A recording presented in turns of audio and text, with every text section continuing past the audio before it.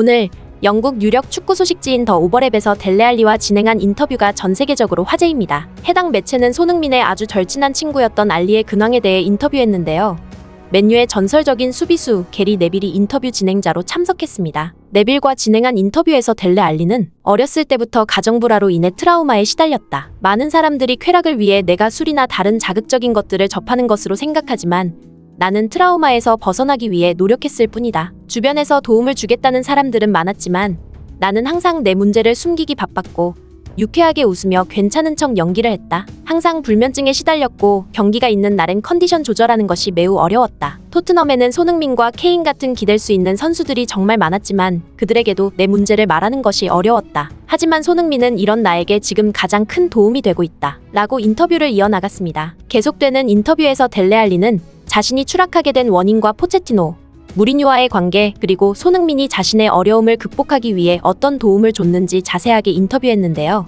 전 세계를 떠들썩하게 만든 델레 알리의 인터뷰 글로벌 사커에서 자세히 알려드리겠습니다. 잉글랜드와 토트넘에서 천재 공격형 미드필더로 주목받았던 델레 알리. 델레 알리는 과거 토트넘의 핵심 공격 라인이라고 불리던 소위 말해 데스크 라인의 핵심 멤버였는데요. 손흥민, 해리 케인, 에릭센, 델레 알리로 구성된 토트넘의 공격진이 프리미어리그를 폭격하던 시즌이 있었습니다. 과거 15-16 시즌의 혜성과 같이 등장한 델레 알리는 프랭크 램파드, 스티븐 제라드의 뒤를 이을 천재적인 공격형 미드필더라는 찬사가 뒤따랐는데요. 손흥민 선수와도 환상적인 궁합과 절친한 경기장 밖에서의 모습을 보여주며 한국인 팬들에게도 좋은 인상을 심어주는 선수였습니다. 델레 알리는 특유의 유연한 움직임과 섬세한 볼터치로 상대 수비 라인을 가볍게 벗겨낼 줄 아는 선수였습니다. 왕성한 활동량으로 전방 침투에도 능하며 무엇보다 천부적인 오프더볼 움직임으로 창의적인 패스기를 만들어내거나 페널티 박스 근처에서 천재적인 연계로 토트넘 공격 라인의 활기를 불어넣던 선수였죠. 하지만 18-19 시즌부터 알 수 없는 이유로 인해 기량이 끊임없이 저하되는 문제를 불러일으켰는데요.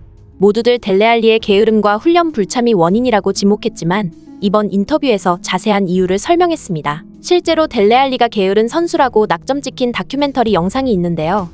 무리뉴 감독이 훈련 이후 델레 알리를 따로 불러 너는 천부적인 재능이 있지만 너무 게으르다. 다른 선수들은 그 재능을 꽃피우기 위해 많은 노력을 하지만 너는 회복 훈련조차 게을리한다. 너의 주변 환경이 힘들게 하면 잘라내라. 너는 더 부지런해질 필요가 있다. 라는 내용의 토트넘 다큐는 전 세계 축구인이 델레 알리가 게으른 축구 선수라는 인식을 가지게 되었습니다. 그런데 오늘 게리 네빌과 진행한 인터뷰에서 자신이 왜 힘들었고 많은 도움의 손길이 있었지만 부진할 수밖에 없었는지 얘기했습니다. 이 인터뷰에서 손흥민이 자신에게 어떤 도움을 줬고 지금 이 자리에 있어서도 가장 큰 힘이 되는 친구인지 밝혔는데요.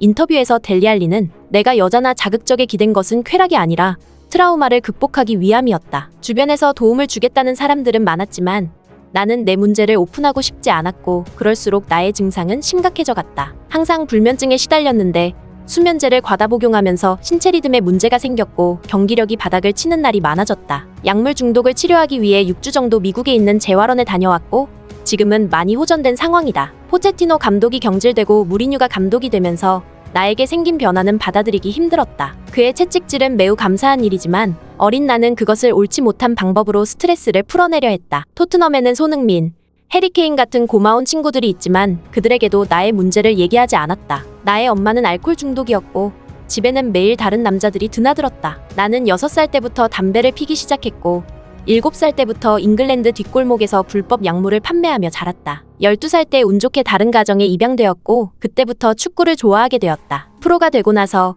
포체티노를 만나 너무나도 좋은 시간을 가졌기 때문에 그가 떠나고 토트넘에서 너무 적응하기 힘들었다. 무리뉴가 과거에 나에게 게으르다고 한 것은 회복 훈련의 나를 보고 잘못 판단한 것이며 나중에 그가 직접 찾아와 나에게 오해했다고 사과를 했다. 하지만 다큐멘터리의 그 한 장면으로 인해 나는 평생 게으른 선수라는 이미지를 가지게 되었다. 지금은 그 어느 때보다도 안정적인 상태이고 예전의 폼을 되찾고 싶다. 라고 인터뷰했습니다. 또한 손흥민에 대해서 손흥민은 내가 토트넘에서 생활하는데 가장 큰 도움을 준 친구이다. 포체티노, 해리 케인, 손흥민, 다이어 같은 친구들을 생각하면 그때의 토트넘 시절이 너무나도 그립다. 특히 손흥민과 나는 경기장 안에서나 밖에서나 항상 웃음을 잃지 않는 사이였고 그와 즐거운 시간을 보낼 때는 약물에 기대지 않아도 괜찮았다. 나는 지금 베식타스에서의 임대 생활을 끝내고 에버튼에 돌아온 만큼 다시 런던에 가서 손흥민 같은 그리운 토트넘 친구들을 만나 회복에 집중할 것이다. 라고 인터뷰했습니다. 이런 델레 알리의 안타까운 인터뷰 내용은 그동안 우리가 알리에 대해 가지고 있는 생각을 변하게 해주었습니다. 우리가 접하는 축구 선수의 모습은 경기장에서의 활약이 대부분이기 때문에 그의 가정이 어떤지,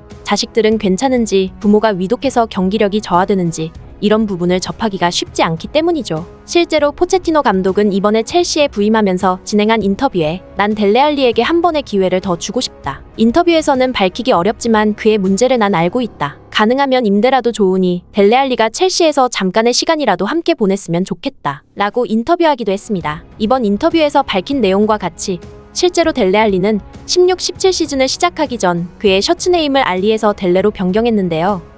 이에 대해 본인은 불우한 가정사로 부모님에 대한 유대감이 전혀 느껴지지 않기 때문이라고 밝히기도 했습니다. 인터뷰 마지막에서 알리는 그때 당시 팀 동료들에게 나의 문제점을 말하지 않은 것을 후회하고 있으며 지금 생각해보면 토트넘에서 나의 진정한 친구는 딱 4명이었다. 손흥민, 해리케인, 벤 데이비스, 다이어이다. 라고 인터뷰를 마무리 지었습니다. 부디 잉글랜드 최고의 재능이라고 평가받던 델레 알리 선수가 다시금 부활하길 바라보겠습니다. 저도 마찬가지로 그동안 델레 알리에 대해 오해하고 있던 점을 반성하며 오늘 준비한 영상 마치겠습니다. 멋지고 행복한 하루 되시길 바라며 구독과 좋아요 부탁드리겠습니다.